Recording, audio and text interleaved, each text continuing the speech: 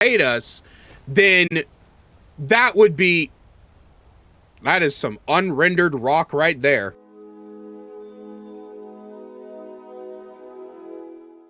What percentage of the Thieves Guild questline is actual thieving? When I first set out to answer this question, I was only going to do maybe a 5-minute video discussing each stage of the questline briefly, and then ending it with a pie chart similar to the one you see on screen now and the one that was in the thumbnail. But as I was playing through this questline with my chat, I decided I wanted to dig deeper, not only discuss each stage of the questline, but what makes some stages good and what makes others bad, and even how I think it could have been salvaged in certain places. I wanted to do more than simply run down the list. I wanted to give an in-depth critique and review. So with that in mind, we made a Khajiit. Naturally, named her a corny name that only a melodramatic poet like myself would come up with. No, seriously, I actually write poetry in my spare time and even post it from time to time. You should check that out. And then we dove right in.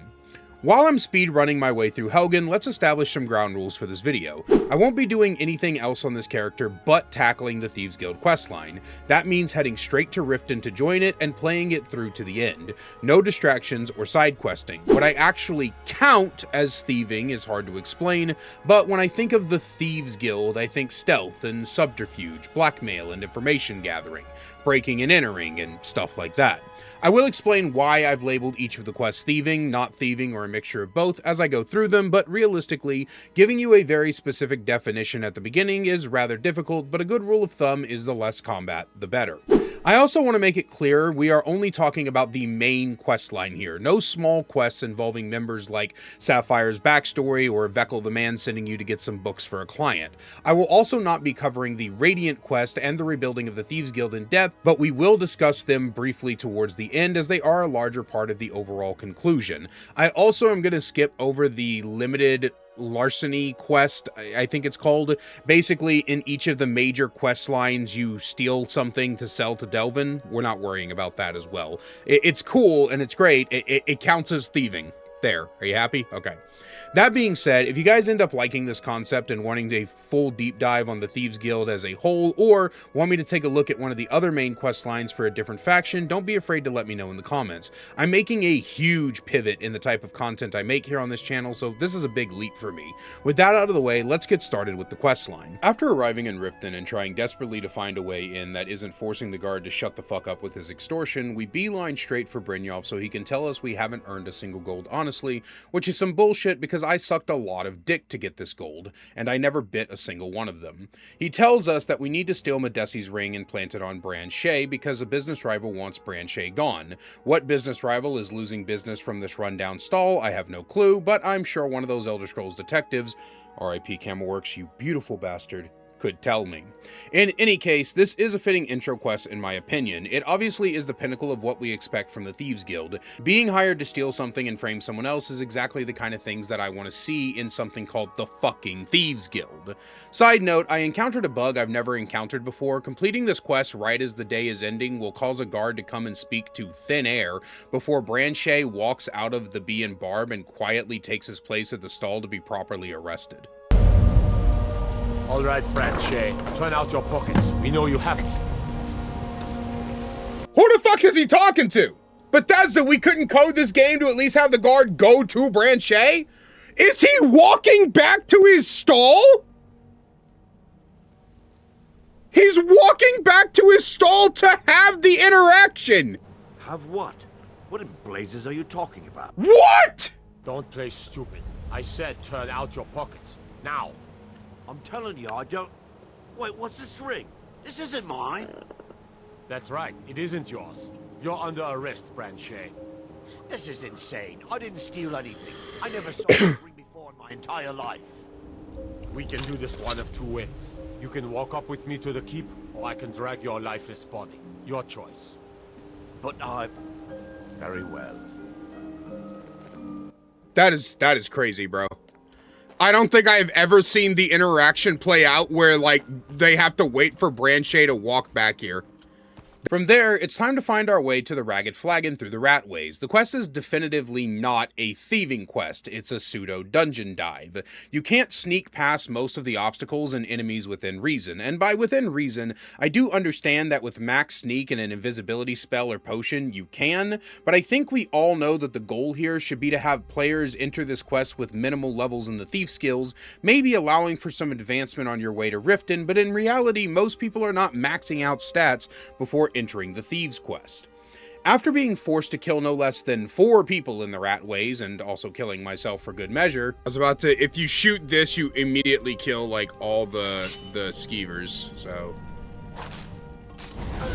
And yourself, apparently. Alright, let's not do that, chat. I meet up with Brynjolf and the Scooby Gang in the Ragged Flagon. Brynjolf then sends me on a quest that had me arguing with my chat about whether or not this quest counted as a Thief Guild quest. The Bully the Shopkeepers quest. We ended up marking this a yes and no in terms of whether this was actually a Thieves Guild quest, because in my opinion, this quest's biggest issue is its flavor. The original game tells you we need to bully these shopkeepers into paying us protection money like we are the mob or a gang. My argument is this would fit better if it was a quest given by, for example, Maven Blackbriar, seeing as how she is the local mafioso type character. Like I said in the intro of this video, when I think Thieves Guild, I think subterfuge, blackmail, info gathering, stealth, breaking, entering, and you certainly do these things to an extent. You gather info on each of the shopkeepers and exploit their weaknesses, like breaking Bercy's dwarven urn, stealing Helga's statue of Dibella and confronting her with it, and getting the location of Kariva's family from her lover. But again, it's the flavor of these that bothers me. I think it would have been more fitting if each of these shopkeepers had hired the Thieves Guild for something and now we are collecting on the payment for the jobs we did. This whole pay us for protection not only doesn't fit what I consider to be the Thieves Guild themes, but also doesn't make any sense. Protect the shops from fucking who? The beggars? I'll go off on a side tangent if I travel down that road, so let's move on. After coming back from bullying the shopkeepers into submission, Brynjolf introduces us to Matthew Mercer, Mercer Frey, the guild master of the Thieves Guild. Mercer tells us that if we are really worth our salt, we will break into the complex called the Golden Glow Estate in order to both sabotage it and find out why the owner, a high elf named Arengoth, hasn't been making his payments to Maven. We can talk to Vex to learn about a sewer entrance into the complex. I don't do that, but I know where it is, so I take it anyway and then sneak through. Now here, I did 2 branching paths. First, I went upstairs to attempt to grab the key from Arengoth.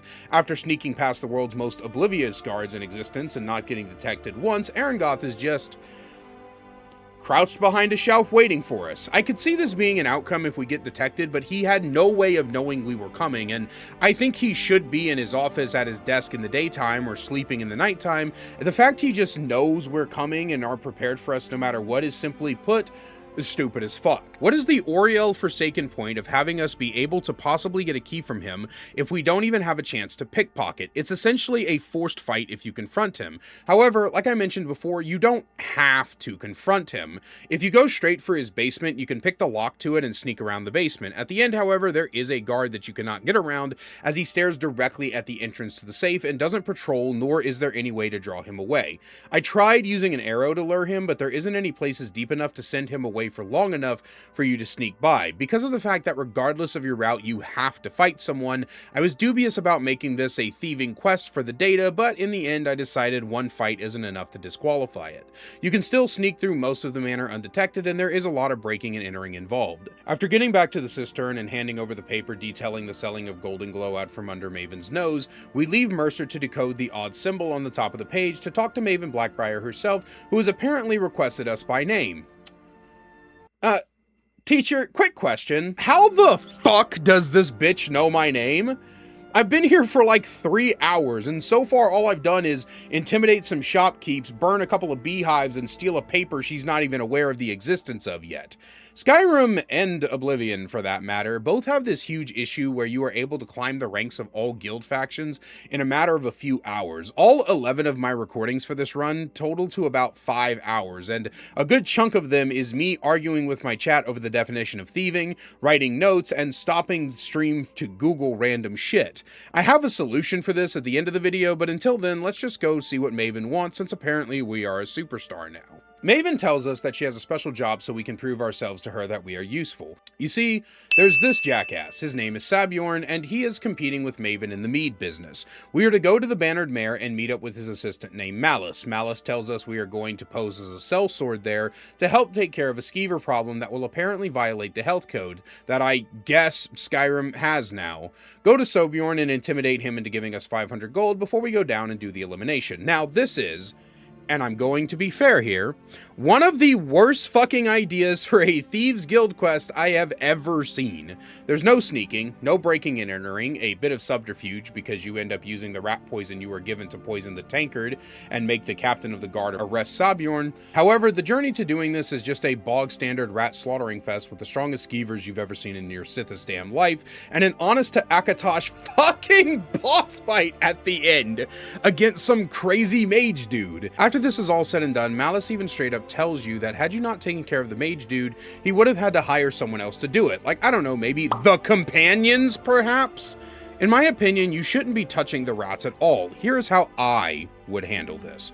First off, give the clearing out of the rats and the crazy guy to the companions. Their quests basically all gargle unwashed skeever nuts anyway, so they could use some help as well. Let me know if you guys want me to make the next analysis video on the companions or not. Then, once this quest belongs to the companions, it could be whoever hires you, depends on if you sabotage Sabjorn or not. Okay, so here is what you do. Instead of this go eliminate the rats bullshit, you are instead hired to plant evidence of the infestation. Do things like break into the guards' barracks and leave a bottle of mead with skeever droppings in it, or spread rumors of the rat infestation yourself. Then you could break into the captain's quarters, change his schedule to have him make a surprise visit to the meadery that he thought was actually scheduled, and from there, you could pick the lock and poison the vat. I know in the base game it requires a key, but I've always hated the fact that some locks in the game can't be picked, but that's another video for another day. This way, you're doing some of the actual thieving and subterfuge. I think it would even be cool if we could blackmail Sabjorn at some point to have him pay you to keep quiet and then not keep quiet about it just for the lulz. Back to Maven, she doesn't recognize the strange symbol either, but Mercer has discovered an alias of a shifty lizard named Gallum E. We are to go to Solitude and see who purchased Golden Glow Estate. Gallum won't tell you anything, however. I believe even with 100 speechcraft, passing the persuasion or bribing him will result in him telling you a mysterious woman gave him the gold to buy the estate and deliver her a copy of the deed. Since he won't give you a name, you enter my second favorite quest in the quest line. You are to tell Gallum. It's pretty easy to do, but once he enters the East Empire Company, you are provided with alternate routes hidden in shadows that allow you to remain undetected all the way until the end before you confront him. Unfortunately, you are required to kill at least one guard as he stands right next to Gallum, but like with the estate, the fact that you can stealth through 99.9% of the mission is enough to call it a thieving quest and mark it as a yes. Gallum reveals that it is Carlia, a traitor who killed the last guildmaster that brought the estate, so it's back to Mercer to tell him she was heading to the place where it all began. And we go from my second favorite quest in the quest line to my least favorite.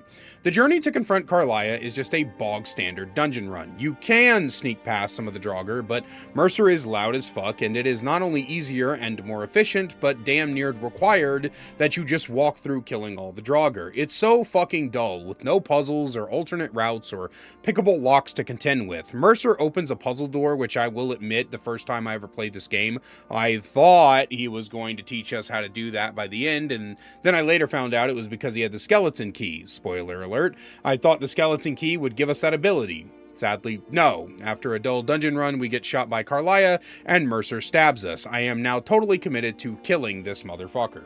Carlia explains that it was actually Mercer who killed the old guildmaster Gallus, and she has spent the past 25 years plotting her revenge. She shot us with a poison that slowed our heart rate to near stop in order to trick Mercer into thinking we were dead. Her piss poor excuse for why she didn't shoot Mercer was that we were in the way, and she made the call to save our life.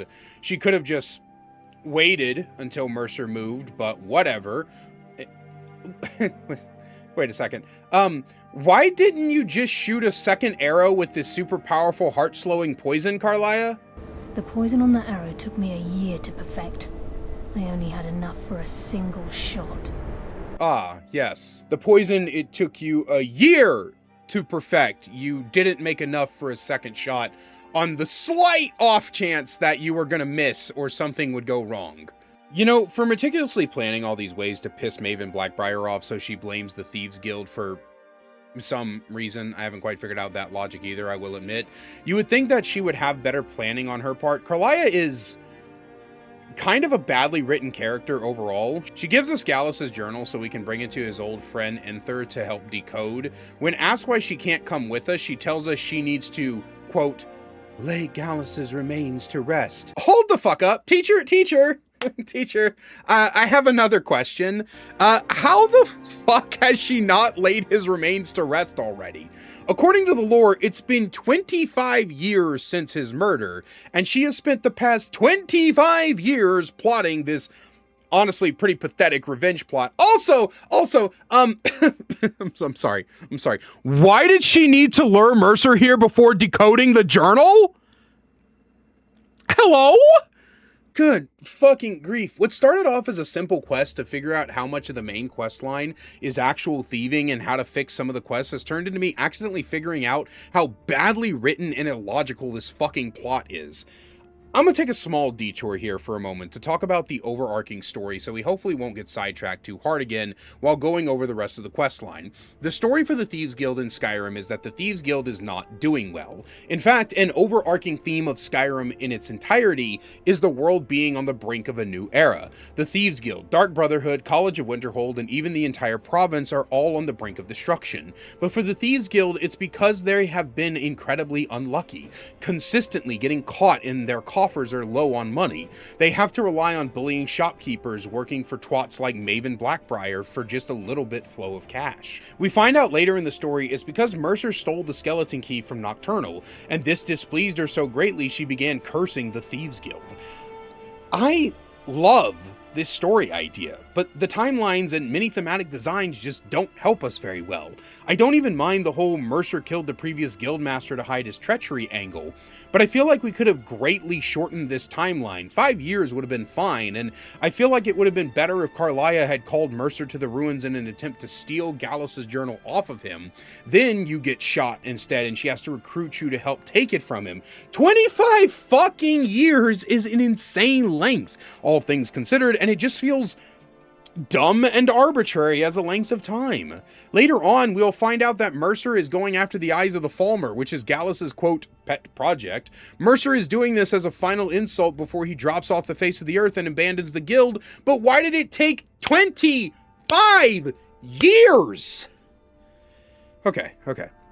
I'm done yelling about this. Let's get positive. Enther tells us that the journal is written in the Dwarven tongue, and the only known translation belongs to the court wizard in Markoth named Calcemo. Don't bother attempting to persuade the wizard unless you have high speech skills, as it will all be for naught. You can theoretically go kill a spider for him, and he'll reward you going into the museum, but not his tower where he keeps his research. Fuck all that. We are thieves, for fuck's sakes. We now enter my favorite part of the entire Thieves Guild questline. We need to break into this museum, get past the guards, and then make our way up through the tower using alternate routes, picking locks, causing distractions, and triggering traps until we get to the end. We don't just pick up the tablet like you'd normally expect. You have to deduce that you need a charcoal and parchment to create a rubbing. At that moment, Calcemo's nephew comes in with a legion of guards, so it's across the top of the walls you sneak, and then jump out the front door and down a hidden path into a waterfall for a quick escape. You can do this entire mission undetected, and all it takes is a bit of patience and forethought. It is exactly the kind of thing the entire Thieves quest should have been from the Nine's damned beginning. It shows that Bethesda did have it in them to do some really remarkable quest design. Look, this part isn't in the script, but God, I can't explain to you guys how much I love this part of the Thieves quest. Every single time I play a character that goes to the Thieves Guild, I look forward to this museum quest. I speed past most of the other ones just so I could play this portion because it is so unbelievably fun. It's so engaging, and the best part about it is that if I wasn't playing this in order to like make this video, and so I kind of had to hurry a little bit to get all the footage needed to get this video out in a timely manner, I would have spent way more time, because the trek through the tower, through the museum, and that is so fun to like look in all these other nooks and crannies, and you get to pick up all this different like money and artifacts, pick some locks, search some chests. You really feel like a master thief breaking in to get this information that you need, but also pick up a little souvenirs on the way. It's so cool, man. It's so cool. God, Bethesda, you could have given us so much more. Fuck. Any fucking way, we decode the journal, find out Mercer has been stealing from the guild for years and Gallus was about to expose him. Take the journal back to the cistern that you must enter from the front and not the back because the quest shall only be started from the designated areas. And after Brynjolf reads the journal for 2.1 seconds, he declares it's time to check the vault. Our next quest is simple, but actually really cool. We have to break into Mercer's house to figure out where he's going. We can sneak past his guard or pay off the guard's debt so he lets us in for free, and sneak up a ramp into the back to get inside the house. Funny thing, I encountered another bug I have never encountered before. So normally, whenever you're talking to someone in Skyrim and then you enter a new zone through a loading screen, that person will appear on the other side of that loading zone. It's just a little bit of a quirk of Skyrim.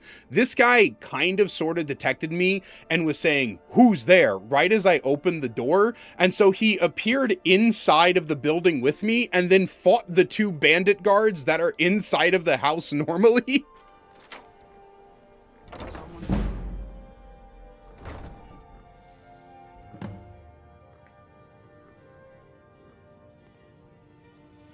What the fuck?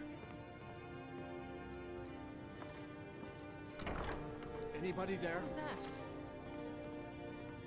Thought I heard something. Is someone there? Not so fast. Damn you. Are they fighting each other?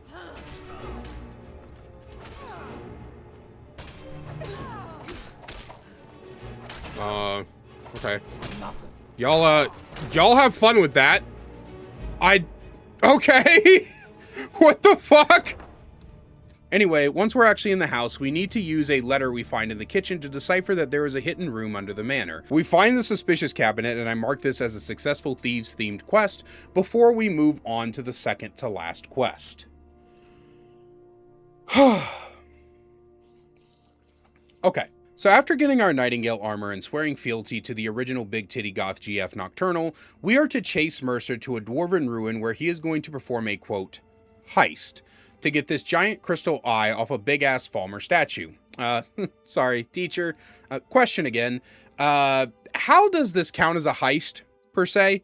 It's literally another dungeon run. It's not even grave robbing because it's a fucking ruin, not a tomb or a crypt or an ancient burial site. It's swarming with Falmer, but what dwarven ruin isn't? This isn't a heist, it's a fucking treasure hunt. Let's talk about the actual quest real quick, and then I'll tell you why I hate it so much. I recently found out, by the way, you aren't supposed to fight any of the Falmer. The Nightingale armor muffles footsteps, and the Falmer are blind, so you can actually just sneak through the whole thing. Thank you, Nerbert. The actual trek through the dungeon is fine. It's actually pretty good in terms of being thief-like. I don't like the setting or the reason, and so I marked it as both in the notes. At the end, we finally get to put a blade in Mercer's neck, take all of his shit, and escape through a hole in the ceiling, leaving behind a pretty heavy lore implication that we are never going to see again for the whole fucking game. Okay, now that we got that out of the way, can you imagine how much cooler this would have been if after Mercer's treachery was revealed to us, we found ways to sneak around letting each of the guild members know, waiting until they went out on missions, slipping notes into pockets without being seen, breaking into Mercer's house and cause a ruckus to draw him away, and maybe even robbing Maven Blackbriar blind before framing Mercer specifically to get him locked up before plotting a way to get him executed through underhanded methods, subterfuge, stealth, and the like. This is the big payoff, the final villain of the fucking quest line, the guy we have sworn revenge on for fucking stabbing us, and it's just another dungeon run. I hate this so much. It's like Bethesda just gave up on the Thieves Guild quest and... Huh? What's that? Oh, yeah. The last quest has you doing some pseudo-thief things to return the key to Nocturnal, get your wank material for the night, and then some cool buffs or whatever. I marked it as thematic enough to count as a Thieves Guild quest. Look, I think the biggest disappointment of the Thieves Guild comes down to two major factors. The Skyrim/Oblivion problem of too fast a progression and the flavor of the quest lines. While many of the quests do feel thief-like, there are so many instances where we could have had so much more. A better written story and tighter timeline of events combined with some more actual thieving would have been phenomenal. But let's say nothing changed about these quests. There is a simple way to fix a lot the Radiant quest. If you don't know, in Skyrim, Bethesda added a bunch of random generated quests to each faction that acts as a small boost in gold of things to make you feel more like you're role-playing. What if, and hear me out here, these Radiant quests that you have to do in order to fully complete the Thieves Guild and return it to its former glory were required to beat the main quest line? In this reality, here's how I would lay out these quests. Branche Ring Shenanigans, bullying the shopkeepers. This is where you officially get your Thieves Guild armor. Once you're in the Thieves Guild officially, you are then required to do the odd jobs until at least one merchant has joined the Ragged Flagon. Now that you've proven your skills a bit, you go on to rob the Golden Glow estate. Mercer tells you he needs time to interpret the symbol. You now need to do more odd jobs until the flagon has at least 2 merchants. That's one for the job before Golden Glow and one additional one. Now it makes sense for Maven to call upon you by name. You're becoming much more infamous throughout Skyrim and more important to the Thieves Guild rank. Bring the paper back to Mercer and he says with 2 of these he might be able to figure something else out, but he needs a little bit more time. So now you need at least 3 merchants to join the flagon. Returning to Mercer now gives you access to the armor that Vex, Brynjolf, and Delvin wear, making you a high-ranking member of the guild. Tail the Gallium quest next. On your return to Mercer, he says he needs time to decipher Carlea's message. So then you go and you get the 4th and final merchant, and then the rest of the quest finishes up as normal. In this perfect dream world, where I'm also having regular 3-ways with Jennifer Love Hewitt and Shamar Moore taking me from either side, the Radiant quest wouldn't force you to do the load-reload glitch, and would instead have Delvin and Vex sending you to the same city in certain orders, determined by either RNG or predetermined, and would also allow you to knock out all 4 merchants before progressing if you wanted to. This basically fixes the whole pacing issue, and would also fix a lot of thematic and plot hole designations, while packing enough actual thieving into the questline to hopefully make up for all the other bullshit. I'd like to see a mod that implements my idea, and if you create one, let me know in the comments section down below, and I'll make a video on it. Overall, the Thieves Guild questline disappoints me a lot. If you don't know, my favorite franchise of all time is the Sly Cooper trilogy. Though there's not a 4th game, you're wrong, shut up. I've always loved the thief archetype, and unfortunately, even though the vast majority of the Thieves Guild questline is thieving activities, it all feels a bit flat and stale. I wish the whole questline was like the museum heist or the Branche ring plant, but alas, we got what we got, and I hope that Sentinel's Thieves Guild provides a much better questline. But that's all I have for you guys today. Thank you so much for watching. I really appreciate it, and as always, a great big special thank you to my channel members listed on screen now. You want to find out how to become a channel member today, get awesome perks like seeing videos early, merch discount codes, and more, then please click that join button down below. I love you guys so much, and I will see you in the next one.